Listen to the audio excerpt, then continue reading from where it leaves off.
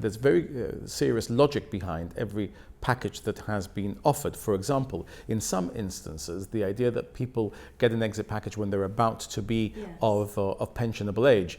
The reality is the law now says you don't have to retire at 60 or 65. It is illegal to discriminate on the grounds of age. So in some instances, the government has to incentivize people leaving. That's not something we invented. It was invented in 2011 by the GSD, working with Unite the Union and creating something called the Housing Works Agency Early Exit Package, which is now, unfortunately, the blueprint for early exit packages agreed between the GSD government and the union. And I know it sounds like I'm blaming the GSD, but the GSD are to blame for a lot of the financial problems that Gibraltar has today, because they laid seeds which are impossible to remove from the soil of the reality of industrial relations today between the government and the union, because they signed agreements with Unite the Union. And that provided for people to retire when they were already at the age of retirement and to go with an early exit package. So look, I'm surprised that the GSD, making criticism, doesn't realize that they actually sowed the seed that gives rise to this problem. The criticism didn't just come from the GSD though, it's also come from the Principal Auditor himself, because he said that he couldn't see much benefit of the early exit scheme in terms of value for money. Absolutely. You're absolutely right. That criticism comes from the Principal Auditor.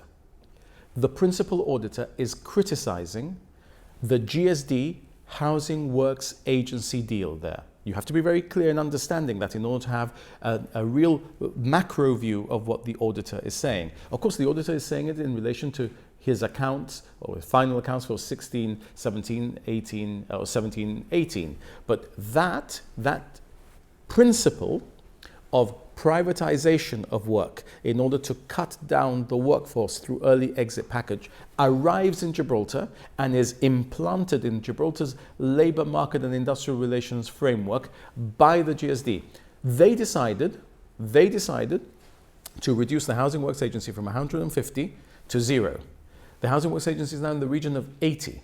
The principle was that the work that the Housing Works Agency used to do would now be done through privatization to GJBS and other companies. I did not do that.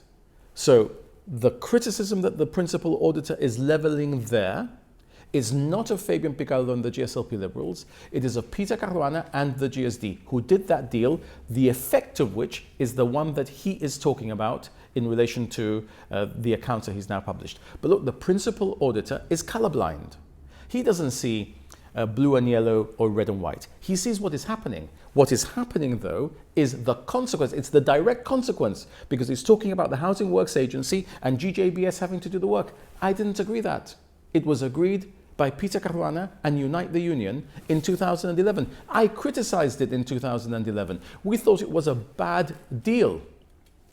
Members of the Housing Works Agency, who were members of the GSLP Liberals at the time, left the party because they wanted the deal and we were criticizing the deal.